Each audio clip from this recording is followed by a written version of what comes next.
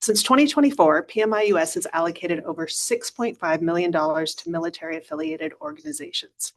But our focus isn't just on funding. It's about creating platforms for listening, learning, and connection that lead to lasting, meaningful impact and help veterans and their families thrive. We're honored to host this conversation and grateful to each of you for being a part of it. And thank you so much for that, Lisa. It turns out our stream is already running.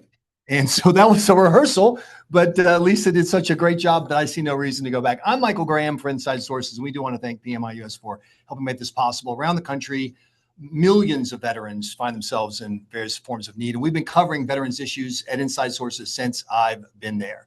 And so what we asked to do is bring people from across the country who deal with veterans at different levels of their need to talk about the approach they take and what they're seeing from our veterans community on the Veterans Day of 2025.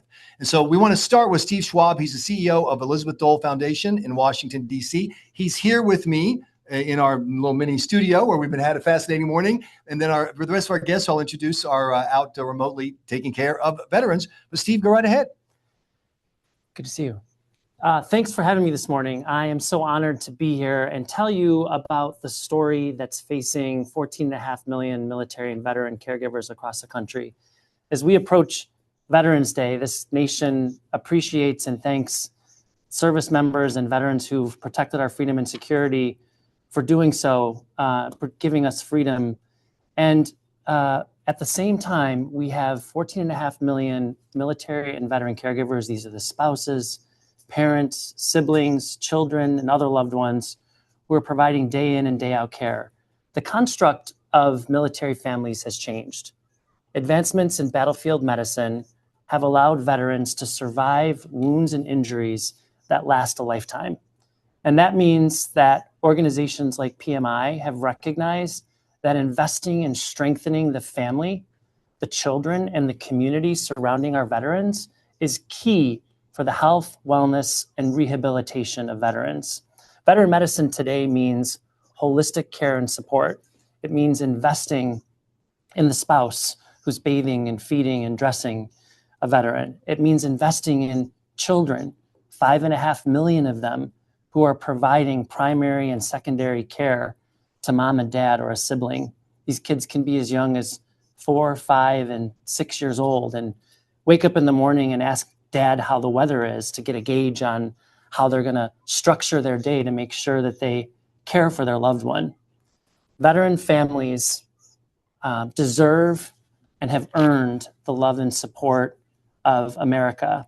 And we are proud to deliver programs that intervene in their lives on mental and emotional support, providing economic mobility. Right now, we're seeing a tremendous surge in need because of our government shutdown. And we see, even on a good day, the families that we support sort of on the edge. And so support allows us to lift them up and invest in their health and well-being and their mental and emotional health and stabilize veterans' families by investing in their caregivers, their children, and their community. And we're so honored to be here today with other organizations who are doing tremendous work to support veterans in really unique ways. Thank you so much. I appreciate that. Now let's go to Vincent Morales, the co-founder of the Veterans Community Project in Kansas City, Missouri. And the reason it sounds like we're rushing is we've just got so many great groups with great stories to tell. Vinny, let's hear yours. Well, I appreciate the intro, brother. Appreciate that. Vinny Morales. I'm a co-founder of Veterans Community Project. I could talk all day about service and all the great things. Want to get to the reason why we're here, all the veterans that we're serving. A little bit about myself, 13-year Army veteran, several rotations to Iraq and Afghanistan. I was able to see the war progress from 2004 to my last deployment in 2013 to Afghanistan. Unfortunately, I had some of those standard veteran challenges that we all face leaving service. What does that look like? Where do I belong? Also, not recognizing that I was dealing with undiagnosed and untreated PTSD and traumatic brain injury, which led to a myriad of other issues as my journey has progressed. Upon leaving service, I've been able to connect with some amazing veterans in the Kansas City area. And through that, through my brothers and sisters, we've been able to create Veterans Community Project, a nonprofit aimed at supporting veterans, our brothers and sisters, out of that housing instability. That is the bread and butter of what we do at the tiny house, what we're best known for. But the conversation today, be able to explain that what really we do is the entire veteran. This holistic approach is what is changing and fixing veteran homelessness, supporting our spouses and supporting our women and children, our husbands, our daughters, everybody that's in that capacity. The transition from service to the veteran space is very unique. And PMI, everybody here on this panel here today is understanding that. And we're all coming together to shoot in the same direction and have each of our own lanes there. So Vincent, Vinny Morales, spend the rest of the time with you all today. I appreciate that. And we'll have, of course, questions with all the folks who are here, and they want to hear your questions. If you're working on a story, if you're with one of the think tanks or stakeholders, you have a question. If you look at the bottom of the Zoom meeting screen, there's a little question button. Just submit those questions, and then we will pick out the very best and share them with our guests, and you'll get the answers that you need. So now let's go to Nick Cannon, Director of Operations for the Wounded Veterans Relief Fund in Florida. Appreciate you. And a special shout out to PMI US. You guys are truly saving lives. As we talk about this Veterans Day coming up, I'd like to recognize veterans throughout the year, the 364 days that sometimes these veterans' voices are silent. So again, my name is Nick Cannon, Director of Operations with the Wounded Veterans Relief Fund. Spent 6 years active duty in the world's greatest Air Force. After that, I transitioned to the political side of things, trying to understand the back end, right? As we face this government shutdown, trying to understand how we can continue servicing our brothers and sisters once we leave service. Spent time at the Florida legislature and then in Congress as well as a veterans liaison. Now I'd like to say I'm on the right side of history, serving as the Director of Operations for Wounded Veterans Relief Fund. Since 2009, WVRF has been the pinnacle of providing veteran support with housing issues. So first, last, mortgage, rent, water, utility, electric, sewage, gas, temporary child care for veterans transitioning or looking for better employment, as well as vehicle and auto repair and insurance. In 2021, we had a veteran come into our office looking for dental care, not knowing that the 85% of veterans do not qualify for VA dental care. We said, wow, maybe we can do something about this. So in 2021, we partnered with one dentist here in West Palm Beach to service this one veteran, and then we started to grow. Now, year to date, we have serviced over 1,000 veterans with dental services and partnering with over 300 private dental partners throughout the entire state, being able to expand our dental programs. And again, this is due to the PMI support and the need for veterans dental care. When you get out of the military, you just don't understand, what that cavity, what that infection, what that really goes to the mental health. We talk about the suicide rate for veterans throughout the entire country. A lot of that can stem down to not being prideful with that smile. So our investments, along with PMI's investments to our organization, to bridge that gap to that 85% of veterans who do not qualify, we are stepping up along with every other organization on this call right now to be able to bridge that gap for our veterans. So again, I'm honored, I'm proud, I get goosebumps talking about it.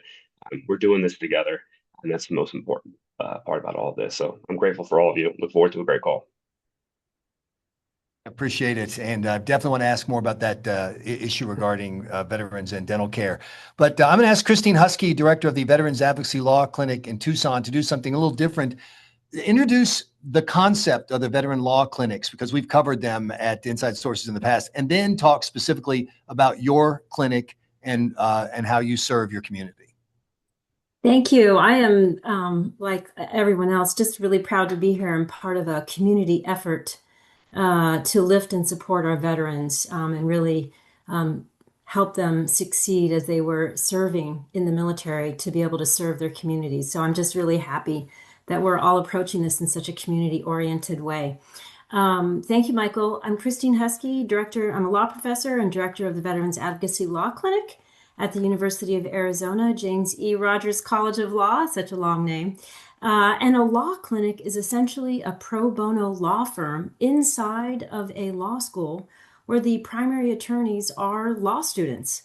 So I call that a force multiplier, because not only are we serving a particular population, in the case of the vet clinic, veterans and service members in some cases, but we're training law students to learn about veterans issues, to learn substantive law, training them on lawyering skills.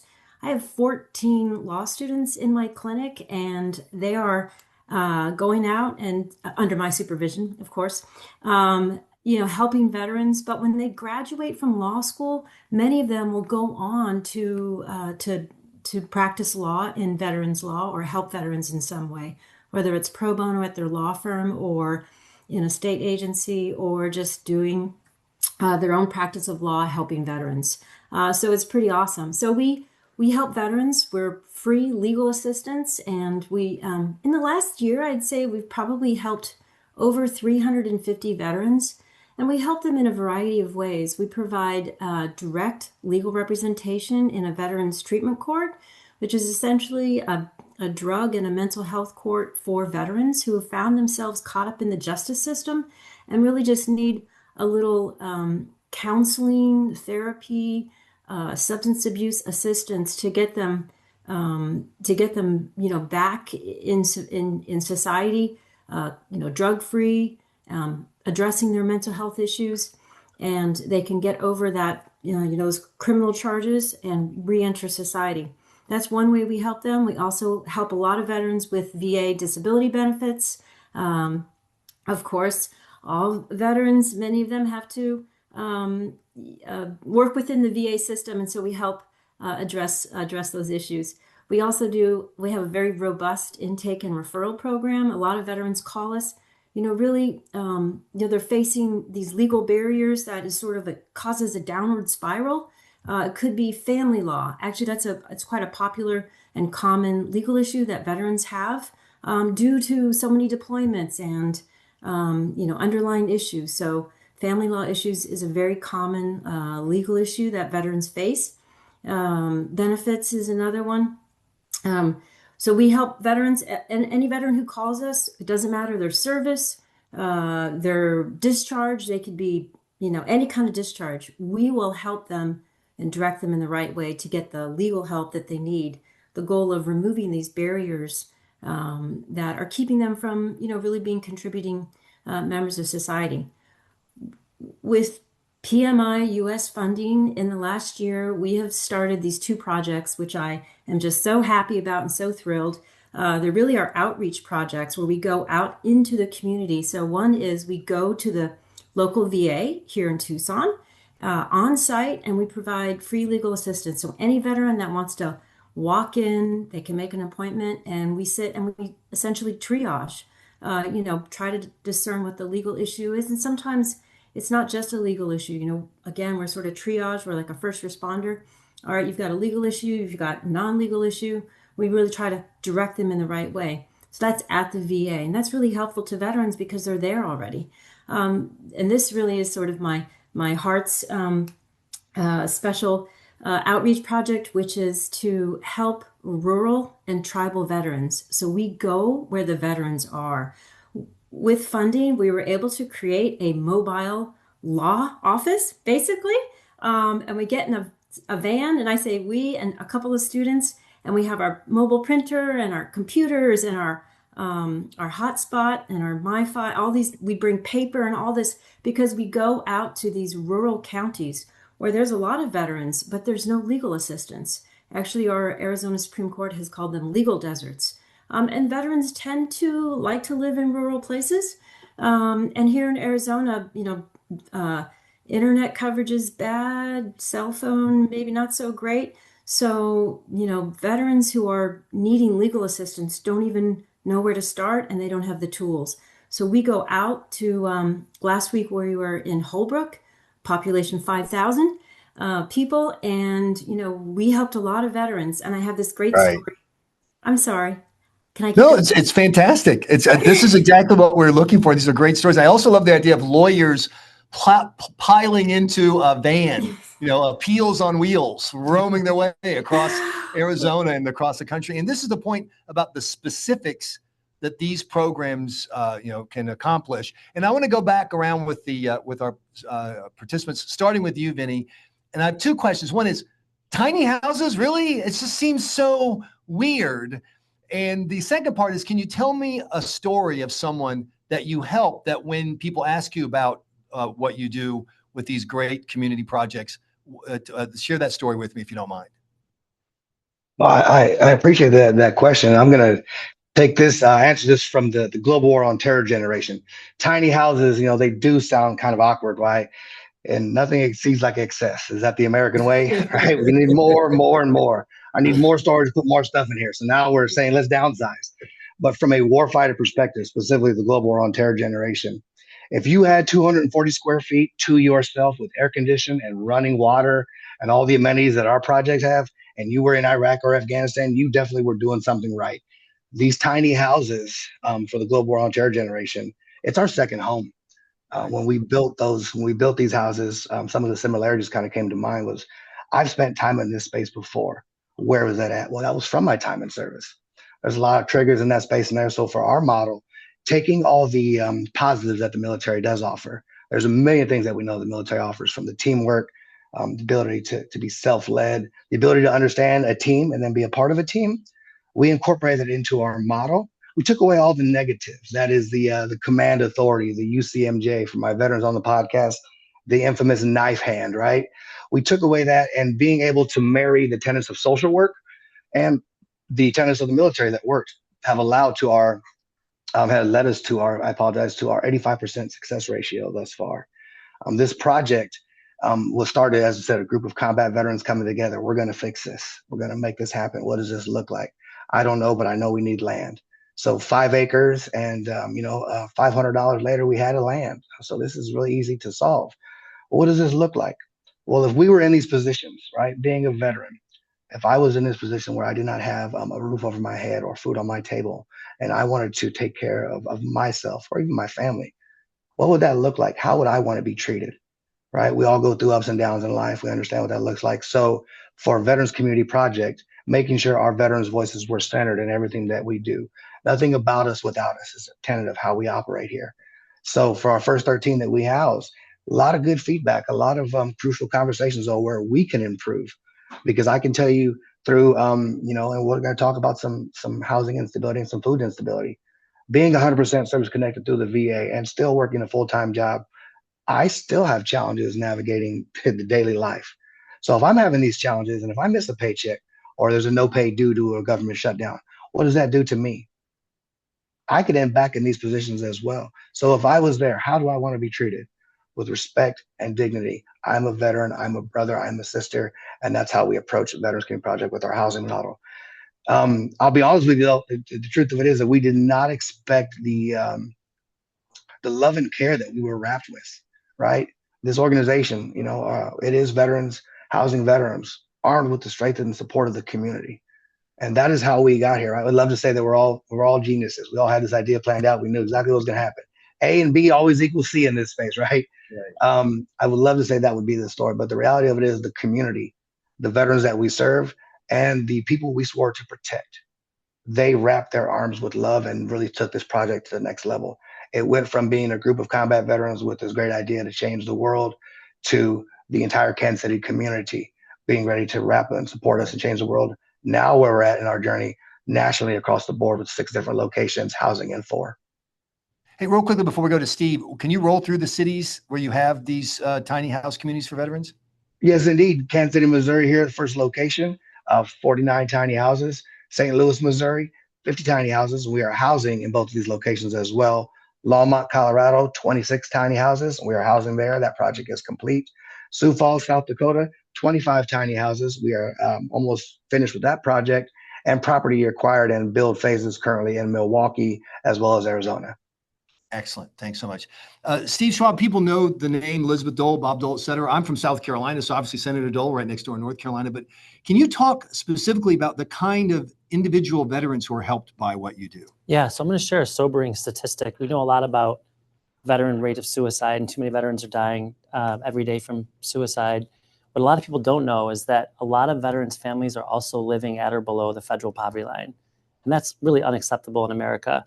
So even on a good day, 1/3 of the families among the 14.5 million that we support are living paycheck to paycheck. In the last 3 weeks, we have seen a 500% increase in financial need from our community in the context of the shutdown and economic complexities that are occurring across families. So my team is working in hyperdrive. We're investing financially in families who are living on the edge. A veteran sent us a picture yesterday of his family, himself, his caregiver, his 2 kids, with an island in their kitchen full of food because we sent them money to go out and purchase this food. Another veteran appealed to us last week and said his car broke down. He can't get to work. He can't afford to repair the car. So we repaired that car for him and allowed him to get to work and have the pride that he depends on every day to deliver for his family. Tomorrow, we're launching a pilot in 3 states across the country that will allow caregivers, the wives, the spouses, the children, to access mental health care. 12 free sessions. They're going to allow them to connect with a therapist, because we offer pretty good mental health care to veterans. We don't offer anything to their family members, to their caregivers, their wives, their kids. We're going to pilot this in key states across the country. PMI's help with support for that.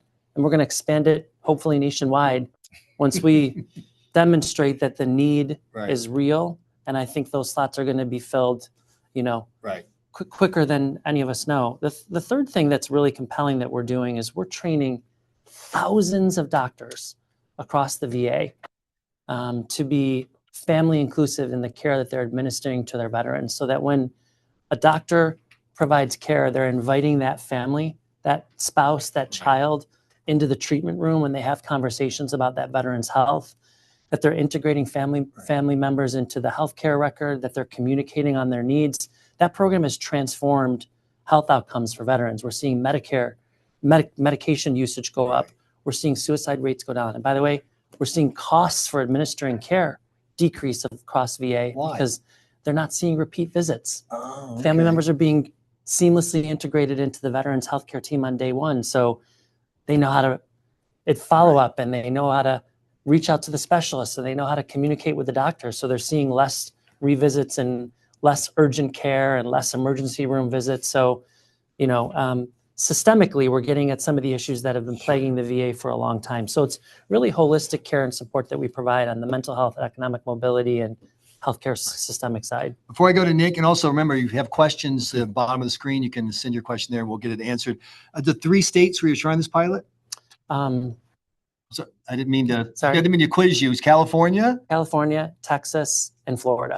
California, Texas, Florida. Well, that's good to know. And if you are with a news outlet in California, Texas, or Florida, it's something to keep an eye on. Okay, Nick, I got to be honest with you. You're my least favorite guy, because I hate the dentist. I mean, I hate, like, my nightmare thing, is like that movie, The Marathon Man. Is it safe? That's me. And yet, it's funny. I was talking to someone who's involved in another veterans care organization. And they said, this is brilliant, because the demographic you tend to be dealing with has this natural overlap. So could you explain why the dental care part is important, and maybe talk about somebody that you've been able to help? Yeah, 100%. Dental, it's a shame that nobody's talking about it. The country as a whole can invest billions and trillions of dollars to missions, not just here stateside, but overseas. But yet the staggering 85% of veterans here at home that provide the freedom that we all share every single day do not qualify for dental care is an absolute shame.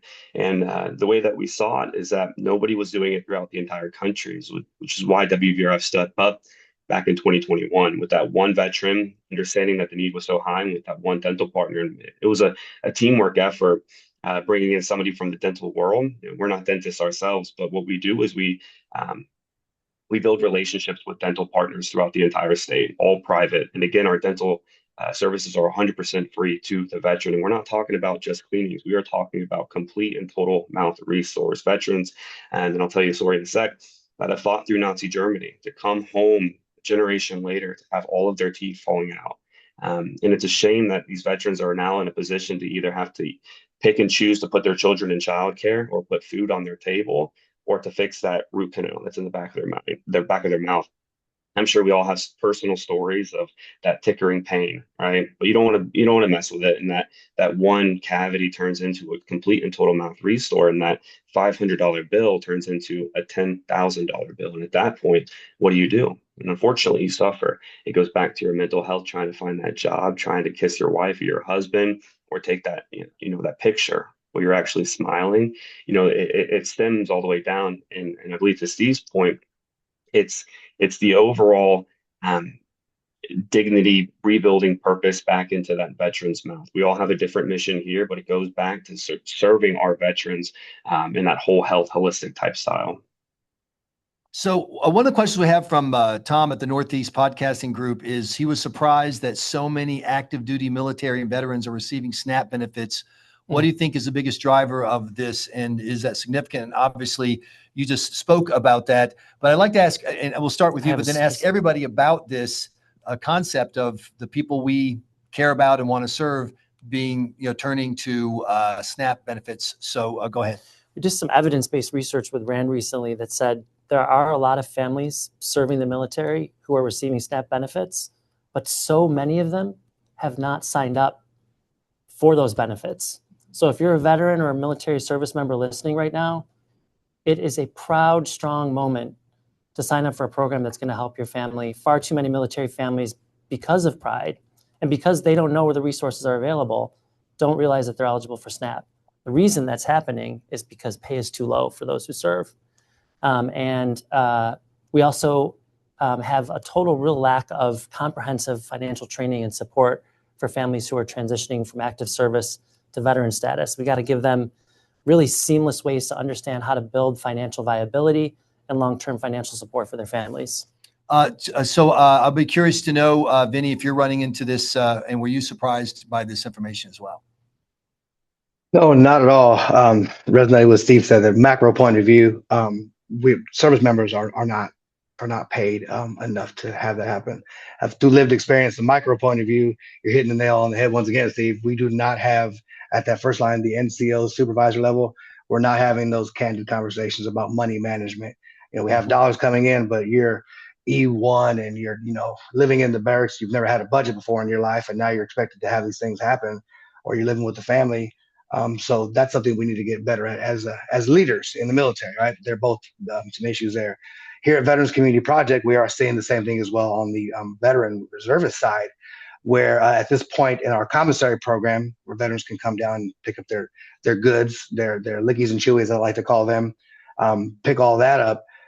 We are actually 50. So at this point in time this year, we are about 50 people over what we were last year. So we're already seeing that effect. Yes, some of this does correlate to the government shutdown. So we are seeing a little bit of a bump in those numbers. But I know with the holiday season coming up, we're expecting a bigger push there. And that's something that, we're all in this together. Like, how do we get that in? We need to adjust at the macro level. We need more dollars coming in. And at our level, we need to ensure our brothers and sisters are having some good money management. And Christine, you are dealing with veterans, who need various legal services. I'm curious about the economic standing that they tend to have. I also want to ask you, if someone asked you about the health of America's veterans community today, that with the people you encounter versus when you first started with the Legal Clinic Project, what kind of trend do you see? Those are good questions. So, sadly, as lawyers, we're on the downstream end of that low income, which is to say that, we're in this veterans treatment court where veterans who are charged with misdemeanors are in there to get treatment and hopefully get their charges dismissed. We call most of those crimes of poverty because most of the veterans have serious housing instability, job insecurity, all sorts of facets of life, where if it's not stable, they're gonna be close to homeless, or they're gonna commit criminal trespass. They're going to shoplift. They're going to sort of engage in misconduct. Really sort of stemming from poverty. And in that court, it's heartbreaking to see all these veterans who have found themselves in this situation, and they have such low income that it's almost like they have to, get in trouble in order to get free therapy, right? So maybe they can't go to the VA. So they're in this misdemeanor court and they're able to get, assistance for their alcoholism or PTSD or what have you. But all of those things were happening and really sort of creating sort of criminal conduct. Your second question as to sort of what have I seen, and I've been doing this for 12 years now, in the Veterans Court, intakes and referrals and all of that. Definitely the government shutdown is painful for everybody, particularly those who are already low income. But, you know, I think as Nick said, or sorry, Vinny, you know, service members don't make that much money. And this is really, I mean, I think, you know, everyone sort of thinks that when you come out of the service, everyone gets to go to the VA, and all these, you know, service members who are now out have all the same things they may have had in the military. And that's not true at all. They come out and, you know, they don't even know how to get a lawyer. They don't know how to help themselves with housing and sometimes employment if they lose their jobs, or just transportation. So you know, that has been sort of the same since I've been in, just a little, you know, sort of inability to, you know, just sort of figure out how to lift themselves up if they're looking for a job. All these little things can really work to create a downward spiral for many veterans.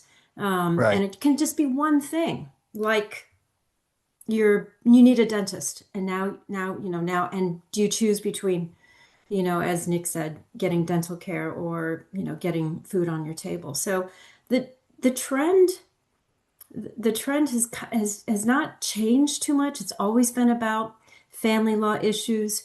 You know, here's an interesting one on the legal side. Veterans get taken advantage of. So a lot of veterans have consumer protection issues. They get taken advantage of by people who are scamming veterans, which is really sad. I want to ask Nick about the overall trend from the day that you started. You mentioned about having one dentist helping you. And you also mentioned that in addition to providing dental care, you also provide just money, just basic financial help. So looking back when you began versus where we are now, are veterans getting more help, or are the challenges growing faster than the help is coming in? Both. We're trying to service as many veterans as we can, and we're proud of the mission. But unfortunately, every single month we have to shut down our applications the first week of the month, just because the demand is so high. We're fortunate that we also partner with all of the VAs and the 67 counties for veteran service officers to ensure that veteran who needs assistance, great, you actually have a resource available, and the VA social workers and veteran service officers can then plug and play veterans to legal aid. Or to any other issues that they're actually, you know, kind of going through. The one thing I like to point out too is, you know, veterans, as an Air Force veteran, I can say that we're stubborn. So whenever we ask for help, unfortunately, it's almost too late. So whenever we have an eviction coming up, that eviction notice is already on that veteran's door. Their lights, can't tell you how many veterans we get phone calls where. I got one yesterday on my way home from an individual named Curtis saying, "Hey, brother, my lights are turned off. I can't see anything. I need help." And that echoes every single day. Again, the 364 days where veterans really aren't prioritized. That's why it's so important for these organizations and all of us to kind of stand together to ensure that we're taking care of the brothers and sisters, because right now it's not a priority. And again, my time in both Congress and the state level, it's not being talked about enough. These aren't the stories that you're seeing on Fox and CNN and MSNBC, Right. But we're the ones that's tackling it every single day to ensure that when that veteran finally does raise their hand and reaches out to ask for help, we step in right away. For the individual Curtis, we'll have his lights turned on today. Or for a veteran that's facing dental issues, I'll have a dental van outside their house in 4 days, restoring their mouth completely. But that's what every single person on this phone call is doing. It's immediate and direct care. So we're proud to be able to keep doing this every single day, regardless of the demand. We keep going every single day because our veterans deserve it. Steve, what's your take on the progress? Where are we from when you began versus now? Yeah, you know, there's a lot of goodwill across this country to support the military and veteran population, but we're still only seeing about 7% of America who provides philanthropic support, providing it for those who've served our country and those who are veterans. That's a small amount of the goodwill across the country. And veterans, service members, their caregivers, and their kids are among the most economically and medically vulnerable populations in the country. That's why we see such high levels of veteran homelessness. That's why we see such high levels of suicide. And that's why we see such incredibly high levels of dependence on social welfare in and among our veterans. So my message to philanthropists and to everyday Americans is to give to best-in-class veterans organizations, ones that are making an impact in the community. With us, we've seen tremendous progress investing in the family members and the caregivers who surround veterans, because we see exponentially higher health outcomes when you're supporting the whole family and the whole community around the veteran. So we feel like we're making progress. We've got a lot Right. ways to go, though. So I got a fascinating question for someone who's watching who said, what impact is AI having on the ability to serve our veterans? Because, hey, it's changing everything else. So I just want to throw that out to the participants. Are you finding that the revolution in the way that we use tech and data is changing the way that you're able to serve your those in need? Christine, do you have a response? Or are you an anti-AI Luddite? Are you out like beating your Siri into the ground to keep it away? I'm an educator. So we have a lot of discussions about AI, and it's here to stay. So the goal is to train our students how to use it responsibly and ethically. And in the clinic space and helping veterans, if there's a tool to help veterans, our students should know how to use it. So we allow it in some situations.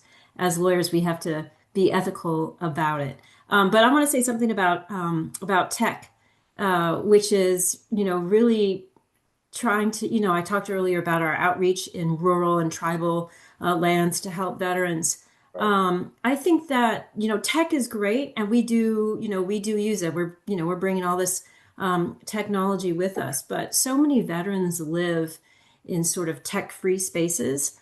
And so we should, not, I think, forget that, and, we should not rely too heavily on, tech to solve all the problems. For example, the VA, in some ways, it's great. They're moving towards more digital access, but for veterans who live, in very isolated places and off the grid, they can't access VA services because they don't have a laptop, because they don't have Wi-Fi.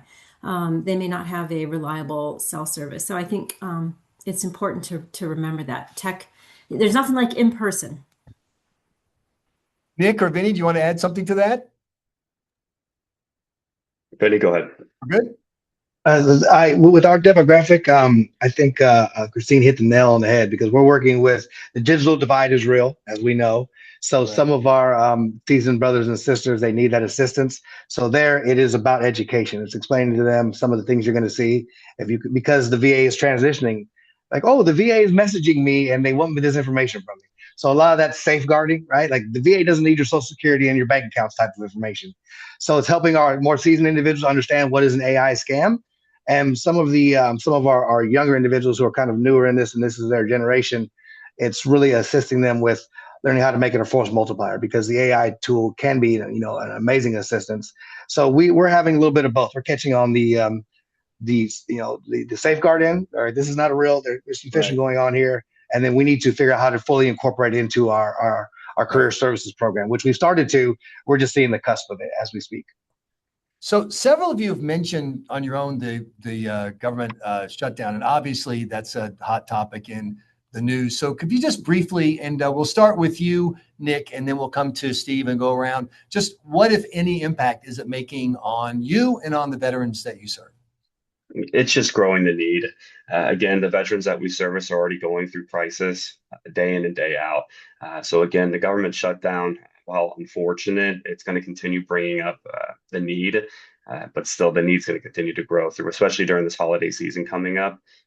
We pray that the shutdown gets closed out. But again, we'd like to echo the need, even when the shutdown does end, when it does, is that the need is still there. It's still going to be there the day that it ends, throughout every single day, this year going into the future. We just don't see that need changing. But as prices continue to grow, inflation continues to grow, everything continues to be more expensive. The need is going to continue to grow day in and day out.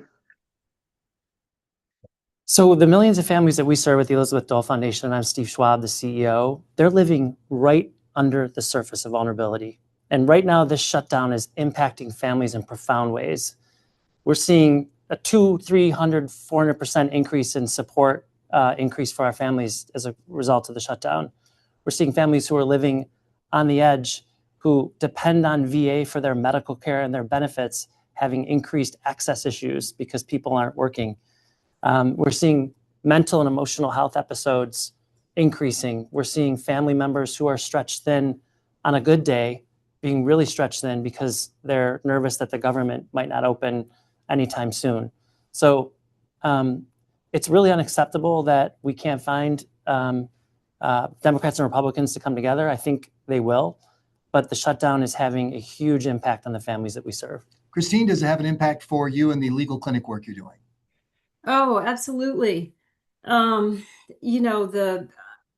I said earlier, a lot of the crimes we're seeing, we call them crimes of poverty, because if you are, the fewer goods you have, whether it's employment or food or what have you, you are going to start to look to ways to, feed your family or, get to, how are you going to have transport? Are you going to lose your car? How are you going to get to your job? Maybe you're going to lose your job. So all those things compile. It's really, like Steve said, I mean, it's just, there's so many factors that are impacted by the government shutdown. Another, with the VA having, less care, less access, if you're not going to your mental health appointments, that's going to impact your conduct. And unfortunately, there is data that shows a linkage between, mental health issues, lack of employment, and criminal conduct. I'm not saying that, everyone's going to engage in it if they have a mental health issue, but there's definitely a linkage. And so now you have more veterans in the criminal justice system. If they have, a conviction or charges, how, and they're looking for employment, right. We know where that's going to go. So it all is sort of, again, it's this downward sort of spiral. So really thinking through prevention, and, preventing on a holistic level. Right. I want to jump into Vinny, and then Steve has another comment for us. So, yes, we are having some effects. As I noted earlier, via our commissary numbers, I can talk to you about our numbers. We are seeing increased requests for food assistance, for financial assistance. That also then highlights the approach Veterans Community Project took from the onset. We wanted to stay away from dollars with restrictions and federal funding due to natures like this. Nick hit the nail on the head, though. For us, this is business as usual, just more business. And that is to say that the organizations that have the federal funding that is no longer there, we are seeing that overflow. So for VCP, business as usual. We work harder to get our dollars because we want to be able to make sure they're going to the right places. Now we're working, twice as hard through this community network and these referrals to make sure this is happening. That is something that I kind of wanted to hit on as you were talking about the difference in when I started versus when, where we're at here now. The big thing, and this is this conversation, this panel to me is an example of that. I think everyone is understanding that, once again, we are in this together. The silos that we had seen before, housing only, maybe emergency assistance only, dental only, or legal, we only get to this by getting together. And also the emphasis on the families. I 13 years, I was there. I was number one, soldier this, soldier that. Once I get out, the rest of my life at 44 years old, I'm still a dad. I'm still a member of this society and community. My children, they live with the war every day. My ex-wife lives with the war every day. So now we're seeing an emphasis on the entire family as a unit. And that is really the change, I think, that needs to continue. Steve? You've heard the word together mentioned throughout the conversation this morning, and that's because each of the organizations that are featured today are providing life-changing support for veterans, and that because the government can't do it alone. My message to everybody listening is that the organizations that are here today provide vital support to reach the gaps that the government can't reach in the everyday care and support of our loved ones. That's why the work that PMI is doing to mine those gaps is so important. So when the government is shut down, you're seeing organizations like ours stretched to our limits. We're working overtime to meet the demands of the community that we serve. We need everyday Americans to step up and support us. And we need leaders across the country to recognize that this community is so vulnerable that delivering the basic services of government is essential for their health and well-being. So we got to get the government back to work. We've got to support best-in-class organizations like PMI does, the Elizabeth Dole Foundation, and the others that are represented today. And we got to be conscious that we as Americans have a role to fill the gap if the government can, to fill the community gaps that everyday citizens have to reach their health and welfare. We have a responsibility to our veterans, as President Lincoln said and challenged us all to do, to care and support for veterans after they've served to protect our freedom and security. So here's what I find fascinating about veterans organizations is, my background was in talk radio for a while, and you have a lot of causes that people want to support. And of course, every cause is practically a good cause. When we reached out to do things for veterans, we were swamped by the response. That's what I want to ask you, and we'll start with Nick on this one. When you started looking for help, was it, look, I've also done fundraising, for like your local, like your daughter's soccer team, whatever, and their friends are like rolling their eyes. Do I really have to buy the cookies, or do I really have to go to your thing? What was it? I mean, do you find that you have to really look around for, so obviously you have to support PMI, et cetera, but when you look for help, is it hard to find, or are people, when they find out what you're doing, are they willing to step up and help? Every day is a fight. Every day is a fight for another dollar, because we understand that these dollars are, to C's point, life-changing, but ultimately life-saving. In all of our particular ways that we're supporting veterans, it's legitimately saving veterans' lives.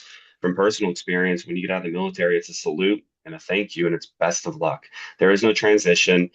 People have kind of made remarks, when you're in prison, you have a parole officer. The parole officer makes sure that you find a job. They take care of you. They kind of supervise your transition out. For the military, it's best of luck. So when you're trying to navigate these different services, veterans benefits, it can be very, very challenging. And it's unfortunate that it's like that. But regardless of what it is, we're all stepping up together to ultimately save these lives. Because again, when that veteran is alone in the dark, can't put food on the table, is losing their home from an eviction, can't smile to go to a job interview, all of that stems down to the mental health, which then makes sense. The suicide point, in my personal opinion, it's not one thing that happens. It's a series of difficult situations that lead up to one situation. And that one situation puts you over the top. Every person on this phone call is solving those situations just in a different manner. We're all solving the homelessness, the legal battles, specifically family care, and then the dental, urgent financial assistance, all in our particular ways to stop that veteran from then getting to the over point to making that permanent decision. So again, I applaud everybody for being on here, and I'm grateful to be part of such an amazing group of people. Well, Vinny, let me ask you to a different way. So, obviously, like I said, there's a lot of causes, save the whales, whatever, there's a million things, and they're all great. But when you tell people you're trying to help veterans, I'm just curious, what kind of reaction do you get? So it's positive. I'll be honest, it's usually positive. I'll take it one further. Everybody loves a warrior when the enemy's at the gate. Right. So from the inception of the Veterans Community Project, we started off in 2015, 2016, towards the end of the global war on terror. The community support was over the top. It was like, this is amazing. It was lightning in a bottle. As we've continued this endeavor, we still see that same support. We do not see it as it was in the first time, right? That first flash in the pan. But really, depending on the kind of the geopolitical climate at the time, usually it is a decent conversation to have. Individuals understand, and also for some different generations, the veteran was very close to us. If you think about World War I or World War II, that was a draft military, right? Vietnam. If you look at different generations, somebody knew a veteran. Somebody was connected. My aunt, my cousin, my grandpa, my grandfather. As the years and decades have progressed, that is less and less. Since the drafts went away, less than 0.5% serve. So now that connection to the veteran world it's scarce. So with Veterans Community Project, just as you all do, we create that opportunity to know a veteran, and that's huge. When people can not only just give to a cause, but then also see them in the cause, see them in the hammer that they've swung to build that house. They know somebody there directly. It boosts that support that you have. It really does. I understand that the veteran demographic is becoming more niche because of 0.5% serve. There are less of us. Now we're creating the opportunity for full reintegration. And from the VCP aspect, that's really what we're about. We're about that outcome, not that output. We love the fact that you got this house, but we want to see you in your own house, thriving, making sure all these things happen, bringing other veterans down, thus creating that support organically. So, Christine, obviously lawyers, you guys only get into the business, because you want to get rich, drive big fancy cars, have penthouses, whatever. So when you say to law students, I want you to help veterans, people without a lot of money and power and influence, what kind of reaction do you get? Actually, I'm proud to say at my law school, there are over 14 in-house clinics, and the Veterans Clinic is one of the most heavily subscribed by students because, and obviously there's some veterans themselves, but it's mostly civilian students who they just want to give back, and that's usually what they say, that they'll say, a family member who served in the military, and I want to give back, and now's my chance, and they say, I may do veterans law, or I may go work at a fancy private law firm. So now's my chance to give back. And that is what the law students say. So it's a very popular clinic because they want to help veterans who have done so much. But I want to add something to what we've been talking about in your question, Michael, which is, I've thought a lot about the community, and I will say that individual donations to the clinic have increased over the year. And I've sort of wondered why. And I realized it's because we go out in the community more. Thank you, PMI US. Because we are out in the community, we go to these stand downs. So I think, which is where different providers in the community come. For example, in Holbrook, population 5,000. When I think about anybody who says, I want to help veterans, I want to give, look around in your community, because every community is kind of different. Veterans have different needs.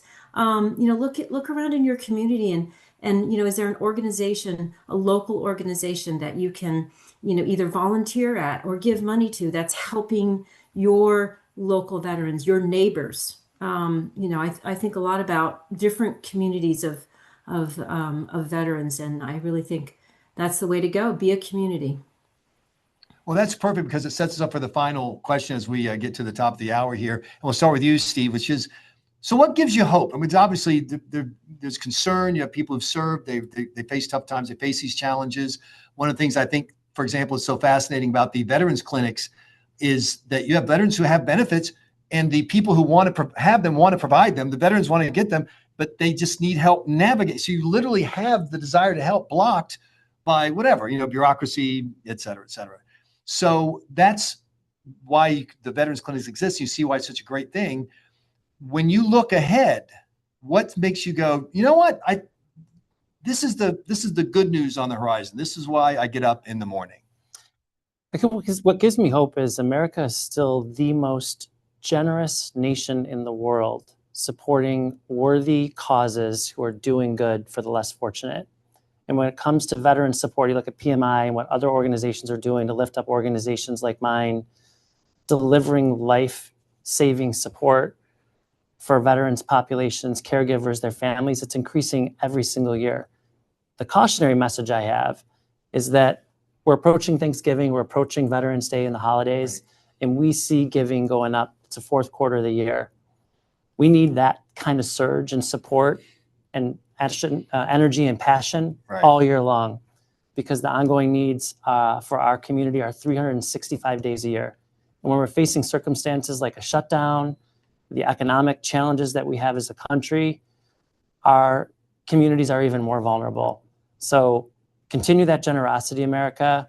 The hope that I have is that that will continue and grow in the years ahead, and that we'll be able to respond to the needs of our community on the ground moving forward. Nick, what makes you feel optimistic about the service that you're providing in Florida and to veterans around the country? Hope starts with everybody on this call and everybody throughout the entire country. And it ultimately stems down to supporting the veterans who make all of this possible. The hope is that the mission is going to continue happening every single day. The hope is all of our staff and our employees walk into our doors day in and day out, showing up to work. And I tell them often, we get the opportunity to serve veterans. We don't have to do this. This is not a contract job like the military where you sign up for 4 or 6 or 20 years. We get the opportunity every single day to not just change lives, but save lives, whether it's your urgent financial assistance or dental care, 100% free to the veteran. The need is going to be there today. The need is going to be there tomorrow. But who shows up every single day? All of us do. A country shows up, because that's what our veterans deserve so much. And that's what we're going to keep on giving them, as long as time allows us to make it happen. Vinny, what's the light on the horizon? The hope The indomitable American fighting spirit, right? The fact that Americans, we love a good challenge. And I'm speaking specifically from the Veterans Community Project journey. The fact that we started this off, a group of combat veterans with a great idea, doing what's right, and then we'll figure everything else out. That is the hope that gets me up every day. And through that fighting spirit, we've now been able to become a national organization, changing lives, people I will never meet. And that is amazing. The hope is that we're all in this together. Meeting Nick, Christine, Steve, yourself, realizing that we're all shooting in the same direction. We're all starting to get to that aspect, and that's huge. That's what gets me going every single day. So Lisa, you are our host today. We really appreciate it. Do you have a message for the folks who are watching and for the charities that you're working with? Absolutely. I want to thank everyone who joined this call today. I know you're doing incredible work on behalf of veterans' families and the veteran community, and I appreciate your time to share the issues and important information that the media and public needs to hear. And for everyone watching, embrace the veteran community, embrace the caregiver community, and find a way to help. There are 1,000+ ways to help. Please do so in November and every other month of the year. Thank you. So I'm actually going to put you on the spot and ask you a question since you're, no, but it's just, once again, it's back to the question of all the great causes. And obviously you guys, you support a lot of causes, but what is it about the veterans cause for you?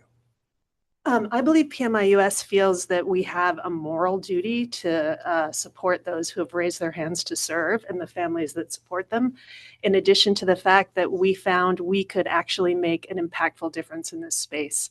We did our research, we listened to experts and veterans, and we found ways that we could fill gaps in support. Well, thank you. Thank you so much. I just want to say at Inside Sources, we want news content that our partners want. And the readers love hearing about veterans. They want to hear about the challenges. They want to hear about the successes, because the American people really do care. And so that's why it's a thrill when I see, a newspaper story, a TV story, whatever, that's talking about both veteran successes and the desire of Americans to help the veterans. And that's why it's a delight for Inside Sources to host this conversation. Thank you to all of our participants. And for anyone who needs more information, just email me, Michael Graham. It's very easy. It's news@insidesources.com. We're going to have a handout with some of the data that you heard today, so you can include it in your coverage or your work. We're also going to have audio, video actualities, and we're going to have, of course, write-ups, et cetera. So if you have any questions, interests, follow-ups, if you want to talk to the specific folks you heard from today, do a story about them, that's great. Just email me. We'll connect you. news@insidesources.com. I am Michael Graham.